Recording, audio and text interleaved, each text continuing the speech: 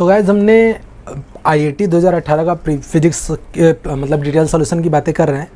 पहला पार्ट, दूसरा पार्ट इसमें हमने 5-5 सवाल किए, वो अपलोड हो चुका है। आप जा करके चेक इन कर सकते हो। ये लास्ट पार्ट है।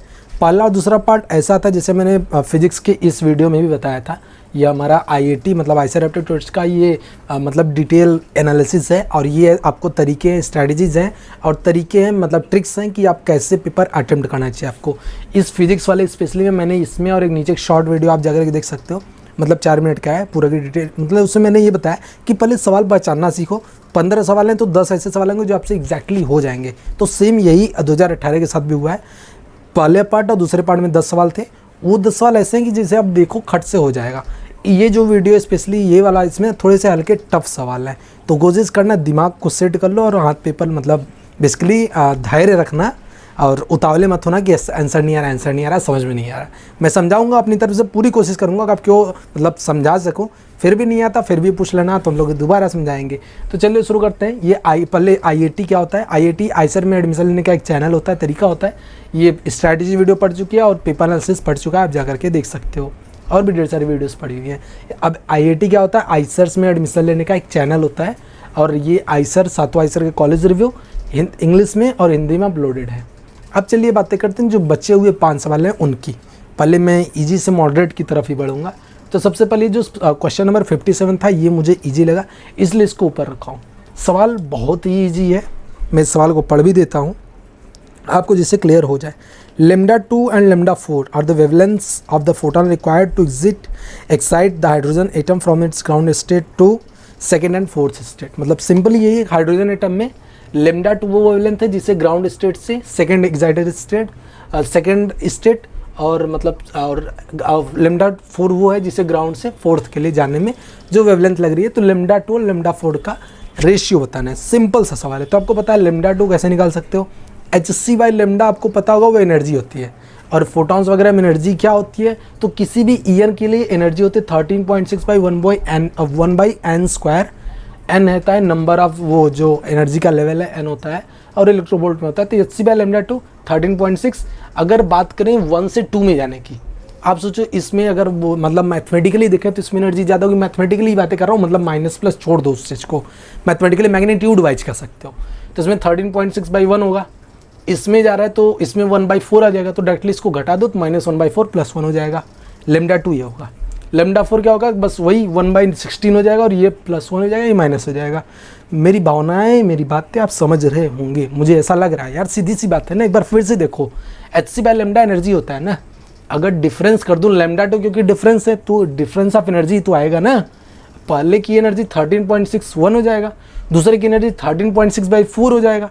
तो बस दोनों को घटा दो, ये पड़ा हुआ है, इसमें भी दोनों को घटा दो, ये पड़ा हुआ है, बस दोनों को डिवाइड करो 1.25 आ गया, बल्ले बल्ले है। ये इजी लगा इस लास्ट वाले वीडियोस में पहला सवाल।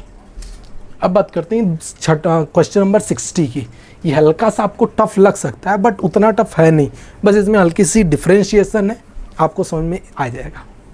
तो सिंपल सा ये है कि यहाँ पे कौवा बैठा है, कौवे की फ़ोटो अच्छी बनी है, पता नहीं जैसा भी हो, भावनाएं समझो। एक 20 मीटर लंबा पोल है, इधर एक 60 मीटर लंबा पोल है, इन दोनों के बीच में जो डिस्टेंस है वो 60 मीटर का है। एक कौवा बीच में ढेर सारे दाने रखे हुए हैं। एक कौवे को भूख लगी, यहाँ पे बैठा है, वो बस उड़ता है क्योंकि उसके पास एनर्जी कम है, तो वो उड़ा, एक दाना लेकर के दूसरे बैठ गया। ठीक है, तो ये बताना है, फिजिक्स वाले भी उसकी हेल्प कर रहे हैं कि ये बताओ वो कौन से डिस्टेंस में दाना चुगे कि वो उसे कम से कम उड़ना पड़े, मतलब मिनिमम फ्लाइट लेंथ जिसे बोलते हैं, वो फिजिक्स वाले हेल्प कर रहे हैं कौवे की। चलो सही है, शुरू करते हैं। मिनिमम की बात है गई। आपको पता है इसमें पूछा है कि मिनिमम मतलब बड़े वाले पोल से क्या डिस्टेंस होनी चाहिए। तो फिजिक्स मैथ्स में जो पूछे उसी को मानो तभी, वरना लास्ट में पता चला आंसर आएगा और जल्दीबाजी में उसको टिक करके चले आए तो गड़बड़ हो जाएगी। तो हमने मान लिया कि बड़े वाले लेंस से x डिस्टेंस पे एक दाना है जिसे चुगेगा मतलब खाएगा, तो उसे मिनिमम फ्लाइट लेंथ तय करनी होगी। तो x ये आ गया, 60 - x आ गया। पाइथागोरस थ्योरम का इस्तेमाल करो, यह आ जाएगा रूट में 400 मतलब 20² + x²। इसका इस्तेमाल करो तो 100 और 60 - x²। अब टोटल फ्लाइट लेंथ क्या होगी, ये दोनों, तो टोटल फ्लाइट लेंथ ये आपकी आ गई। ठीक है, आई होप समझ रहे हो। इसे मान लेते हैं y। मिनिमम फ्लाइट लेंथ, जहाँ पर भी मिनिमम आए मैक्सिमम वहाँ पर डिफ्रेंसिएशन करते हैं तो पता ही है, क्योंकि ये x का फंक्शन है जो फ्लाइट लेंथ है एक्स का फंक्शन है, इसीलिए एक्स के रेस्पेक्ट में डिफ्रेंशिएट करो, इक्वल करो, जीरो मतलब जीरो के इक्वल करो, जो एक्स की वैल्यू है वही अपना आंसर है। तो इन सारी चीज़ों को डिफ्रेंशिएट करोगे कुछ ऐसा इक्वेशन बनकर आएगा और वैल्यू निकल कर आएगी 40। मतलब बड़े वाले पोल से आपको 40 मीटर दूर दाना चुगेगा कौवा, तो उससे मिनिमम फ्लाइट लेंथ उसकी होगी। समझ में आ गया होगा। आई होप ये सारे सवाल समझ में आ गए होंगे। अभी ये वाला एक सवाल है, एक चैन वाला सवाल है कि चैन गिर रही है और ऐसा ऐसा कुछ चल रहा है, बट उसे थोड़ा सा रुकते हैं। इस सवाल को लास्ट में थोड़ा सा करेंगे, ठीक है, इस सवाल को थोड़ा सा लास्ट में करेंगे। अभी इसके लिए रुकता हूँ क्योंकि ये थोड़ा सा मॉडरेट पड़ जाएगा, मतलब एक टफ वाली कैटेगरी में ये सवाल आता है। ये वाला आप कर सकते हो और ये वाला भी मैं शुरू से बोलता हूँ कि इस वाले क्वेश्चन को लास्ट में कराऊंगा, तो इसको थोड़ा सा रुकते हैं। ये वाला देख लेते हैं। ये वाला जो मतलब ये जो अपना प्रैक्टिकल सोलर सिस्टम में होता है, सोलर, ये आपको पता होगा कि सन अपना मतलब अर्थ अपना इलिप्टिकल पाथ में रोटेट करती है, मतलब ऑर्बिट करती है, और सन एक फोकस पे होता है। इलिप्ट का प्रॉपर्टी वगैरह सब जानते हो, उसका कुछ इस्तेमाल है, मतलब इस्तेमाल है बट ज़्यादा इस्तेमाल नहीं है। चलिए शुरू करते हैं। क्योंकि ये पता है कि क्योंकि कुछ एक्सटर्नल टॉर्क नहीं लगता, तो पूरी की पूरी ऑर्बिट में मोमेंटम तो कंजर्व होना ही होना है, ठीक है। अब देखो इस इंस्टेंट पर और इस इंस्टेंट पर मोमेंटम कंजर्व है, मतलब मोमेंटम इक्वल है। तो यहाँ पे मोमेंटम क्या होगा, यहाँ पे आर ए मानते हैं, आर मिनिमम को आर ए मान लेता हूँ, तो यहाँ पे मोमेंटम क्या होगा, M V A R A, ठीक है। यहाँ पे मोमेंटम क्या होगा, M V B R B, ठीक है। और इक्वेशन रखो, मतलब पोटेंशियल एनर्जी, मतलब टोटल एनर्जी तो सेम ही रहेगी ना, मतलब kinetic energy plus potential energy और kinetic energy plus potential energy दोनों सेम ही रहेगी, ठीक है। तो इस इंस्टेंट पे काइनेटिक एनर्जी क्या होगी, half M V A square, और potential energy minus G M mass of sun mass of earth by R A. और इसमें ये इस इक्वेशन को इसमें पुट करो, धड़ाक से आपका मतलब इसमें कुछ करके आएगा, इक्वेशन बनकर आएगी, उसमें तुम आर ए बेसिकली तुम आर ए या वी ए के लिए इक्वेशन निकाल लो, उसको उसमें पुट कर दो तो आपको आर ए आर बी में इक्वेशन मिल जाएगा। ये आपका आंसर है 59 के लिए। सच बताऊं तो जब आप इस सवाल को देखोगे ना तो आपको डर लगेगा, सच बता रहा हूँ। आप जब इसके ऑप्शन देखोगे ना, मतलब इतने खतरनाक ऑप्शन दिया हुआ है ना, आपको डर लगेगा क्या है, लेकिन जब आप घुसोगे, आपको कॉन्सेप्ट जब दिमाग में आएंगे तो आप कर ले जाओगे। फिजिक्स यही है भाई, फिजिक्स डराने वाली चीज़ है। तो कोशिश करो, डरो नहीं, खुद में कॉन्फिडेंस लाओ कि हाँ मैं कर ले जाऊँगा, लेकिन ईगो पे मत ले लेना कि अगर नहीं हो रहा तो मैं करके ही बढ़ूँगा, ईगो पे मत लेना, ठीक है। चलो अब आगे बढ़ते हैं। तो बेसिकली अभी तक हमारे पास 2 सवाल बचे हुए हैं, बाकी 12 सवाल हम पूरा का पूरा बता चुके हैं। 2 सवाल में एक सवाल है क्वेश्चन नंबर 46 जो पहले पार्ट से बचता हुआ आ रहा है, थोड़ा सा ट्रिकी है इसलिए अभी से डिस्कस कर रहा हूँ। जो एक मतलब कह सकते हो पूरे पेपर में जो टफ सवाल था वो क्वेश्चन नंबर 58 था, उससे इसके बाद ही डिस्कस करने वाला हूँ। तो चलिए 58 का सवाल पहले समझ लेते हैं कि सवाल क्या है, क्योंकि सवाल समझोगे तभी सवाल को कर पाओगे। तो पहले सवाल समझते हैं, सवाल तो समझने में मज़ा आ जाएगा। ये सिलेंडर है, तो मान लेता हूँ ये थोड़ा सा ये बीच में 0 फिगर वाला सिलेंडर मान लेता हूँ इसको। तो ये सिलेंडर है, इसमें पानी 20 तक भरा हुआ है, मतलब इसमें पानी 20 तक भरा हुआ है 5 सेंटीमीटर पर, मतलब नीचे 20 सेंटीमीटर तक पानी भरा हुआ है, नीचे से 5 सेंटीमीटर पर एक छेद है जिससे पानी निकल रहा है, और जो छेद का एरिया है मतलब जो छेद का रेडियस है वो 2 मिलीमीटर है, इसका रेडियस 5 सेंटीमीटर है। और सवाल ये है कि इस छेद से पानी कब तक निकलता रहेगा, ठीक है। आप सोचो कि जब तक ये पानी छेद तक आएगा, मतलब छेद के इक्वल हो जाएगा, मतलब उस होल के बराबर हो जाएगा, तब तक इससे पानी निकलता रहेगा। और सोचो कि जितना ऊपर मतलब जितना हाइट रहेगी छेद, मतलब जितना ज़्यादा हाइट रहेगी उतना तेज़ वेलोसिटी रहेगी, जैसे जैसे कम आता जाएगा वेलोसिटी घटती जाएगी, सीधी सी बात है। मतलब इसमें वेलोसिटी भी वेरिएबल होने वाली है, वेलोसिटी वेरिएबल होगी तो टाइम का इंटीग्रेशन वगैरह सारी चीज़ें इंक्लूड होने वाली है, इसीलिए सवाल हल्का सा ट्रिकी है बस, और कुछ नहीं इस सवाल में। मतलब सोचोगे तो सवाल में कुछ भी नहीं है यार। खैर, जब भी पानी वगैरह वाला जैसा कुछ आता है सिस्टम ना, तो उसमें वहाँ पे बर्नौली इक्वेशन लगा ही दो भाई, क्योंकि अगर तुम दिमाग से सोचोगे दिमाग से कर लूँगा ना तो घंटा मतलब तुम समझ में नहीं आएगा यार। सच बता रहा हूँ, हमारे साथ खुद होता है। तो कोशिश करो बर्नौली इक्वेशन को डायरेक्टली लगाओ उस चीज़ को। तो मान लो इस चीज़ को अभी रोकते हैं, ये सिचुएशन 1, ये पॉइंट 1 मान लेते हैं, ये पॉइंट 2 मान लेते हैं। तो हाफ रो जी h1 हाइट मान लेते हैं, या फिर h मान लो इस चीज़ को, प्लस हाफ रो यहाँ से velocity v1 square, half rho G h 5 centimetre plus half rho v2।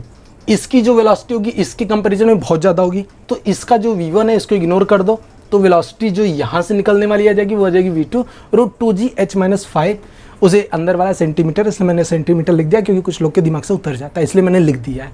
Actually लिखना तो नहीं चाहिए, ठीक है, फिर भी लिख दिया। चलो ये आगे यहाँ से वेलोसिटी। अब हमसे पूछा है टाइम क्या होगी, ये इंपॉर्टेंट है। आप सोचो, मैं आपको समझाता हूँ कि अगर मान लो, क्योंकि इसका एरिया ज़्यादा है, अगर मान लो DH स्पिन की हाइट, बेसिकली जो स्ट्रिप मानी है उसकी हाइट डी एच है। अगर यहाँ से डी एच नीचे आएगा तो यहाँ से मान लेते हैं डी एच से तो बड़ा ही लेंथ आगे जा बाहर निकलेगी ना। आप सोचो अगर यहाँ से डी एच पानी नीचे आए तो यहाँ से तो डी एच से ज़्यादा ही बड़ी लेंथ नीचे जाएगी ना, क्योंकि एरिया ज़्यादा है, वॉल्यूम ज़्यादा है, इसका एरिया कम है तो वॉल्यूम मतलब जो लेंथ होगी वो ज़्यादा है, क्योंकि वॉल्यूम को कांस्टेंट रहना है। आई होप चीज़ें समझ में आ रही होंगी।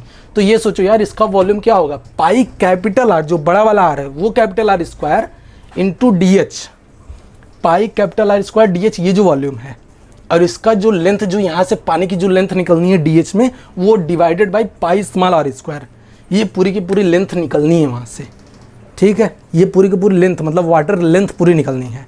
डिवाइडेड बाय वेलोसिटी कर दो, ये तुम्हारा डी टी टाइम में डी एच लेंथ निकल गई। टाइम को 0 से t के लिए इंटीग्रेट करो, h को 5 से 20 के लिए इंटीग्रेट करो, आपका आंसर आ जाएगा 132.58 सेकेंड्स। एक जो इंपॉर्टेंट चीज़ मैं यहाँ बताना चाहूँगा कि आप g को 9.8 मीटर पर सेकेंड स्क्वायर रखिएगा। आप g को अगर 10 रख देंगे तो आपका आंसर गलत आ जाएगा। तो g को 9.8 रखोगे तो 2 मिनट 11 सेकेंड आपका एग्जैक्ट आंसर आएगा। और बधाई हो, आपने सवाल कर लिया। अब आते हैं मोस्ट इंपॉर्टेंट क्वेश्चन, जो मुझे लगा जैसे आप छोड़ भी सकते हो अगर आपको नहीं आ रहा है पेपर में, अगर आपके दिमाग में नहीं क्लिक करा, और आई होप मुझे ऐसा लगता है कि क्लिक नहीं करेगा, आप इस सवाल को छोड़ भी सकते हो। वैसे अभी हमारा काम है सवाल बताना, तो चलिए सवाल शुरू करते हैं। आप ये क्वेश्चन नंबर 58 आप पढ़ लोगे तो आपको समझ में आ जाएगा। मैं आपको सवाल समझा देता हूँ कि एक किसी मतलब दुकान मतलब शॉपकीपर के पास एक चैन है, मेरे पास भी एक चैन है, वो बेचना चाहता है ग्राहक को। वो बोलता है कि मतलब ऐसे चैन ऐसे उसने लगा कि ये मेरा हाथ वेटिंग स्केल समझ सकते हो, कि उसने बोला कि ऐसे चैन गिराते जाएंगे और वेटिंग जो मशीन है, जो वेटिंग मशीन है, जो मैक्सिमम स्केल वो मतलब शो करेगा, रिफ्लेक्स करेगा किसी इंस्टेंट पर, मैक्सिमम इस मतलब जो स्केल का उसका हाफ कर दो और उतना हमें प्राइस दे दो। मतलब मान लो कि ऐसे धड़ाक से ऐसे स्केल पे ऐसे स्केल पर ऐसे धड़ाक से ऐसे गिरा दिए। अगर इसे मान लो कि 5G इसको मतलब 5G स्केल दिखा दिया, जो कि दिखाएगा नहीं, 5G दिखा दिया तो आप हमें 5G/2 मतलब 2.5G का पैसा दे देना। एक्चुअली तो सामान G का है, ये तो G का है, 2.5G का क्यों दें? तो यही पूछ रहा है कि भाई कितना ज़्यादा वो पैसा देगा, बस यही सवाल है। तो चलो ये सवाल करते हैं। आप सोचो किसी भी इंस्टेंट पर अगर ये चीज़ गिरेगी, मैं समझाने से पहले समझा देता हूँ कि अगर मान लो किसी भी इंस्टेंट पर ये चीज़ गिरेगी तो ये अपना मास तो जो इसको ये जो मैंने फिगर बनाया यही मान लो कि L लेंथ का, ये पूरा पूरा L लेंथ का है, x गिर चुका है, x गिर चुका है तो वहाँ से बचा L-x, यहाँ अभी तक बचा हुआ है।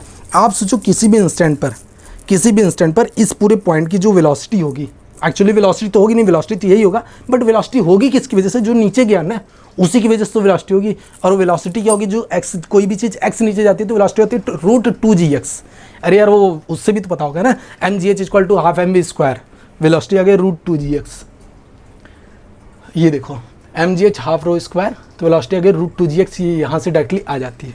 अब क्योंकि ये जो गिरेगा, आप सोचो ये जो स्केल है, वेटिंग स्केल है, ये इस पर जो गिरेगा मास वो वेरिएबल मास होगा, और उस मास का फंक्शन क्या होगा? m/l, कैपिटल m/l इंटू का ये हो जाएगा कैपिटल m/l x हो जाएगा।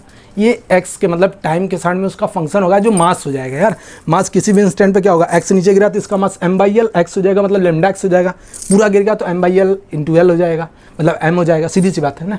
अब टाइम भी वेरी कर रहा है, मैंने पहले बताया कि यहाँ पर ना मास टाइम वेलोसिटी के साथ साथ, मतलब फोर्स में वेलोसिटी के साथ साथ मास भी वेरी कर रहा है। अभी मैं पूरा मतलब समझा ही देता हूँ। तो ये आपका मास का फंक्शन, ये इसे डायरेक्टली फंक्शन कर लो, मतलब mg मतलब ये मास हो गया, g हो गया, वो पूरा किसी भी इंस्टेंट, किसी x इंस्टेंट पे मान लेते हैं x नीचे गिरा हुआ है। स्केल क्या क्या मेजर करेगा? ये जो मास है mg m/l λ(x) इंटू जी, तो m/l λ(x) इंटू जी, ये मास जो उसका नॉर्मल हो जाएगा। इसके बाद जो ये रिफ्लेक्ट इम्पल्सिव फोर्स जिसे बोलते हैं, जो मोमेंटम लूज कौन सा करेगा? v इंटू एम करेगा, ठीक है। तो यही करेगा ना, v इंटू dm/dt, यही मोमेंटम तो लूज करेगा ना। dm/dt क्या आ जाएगा? m/l v आ जाएगा।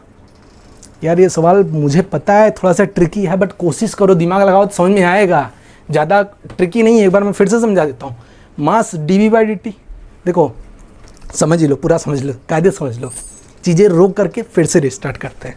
देखो f = d/dt को ब्रैकेट में mv, एक बार वो प्रोडक्ट डिफ्रेंसिएशन प्रोडक्ट वाला करोगे तो dm/dt plus m d v by D t, d v by D t तो फिक्स है, वो आपका आ जाएगा जी आ जाएगा, ठीक है।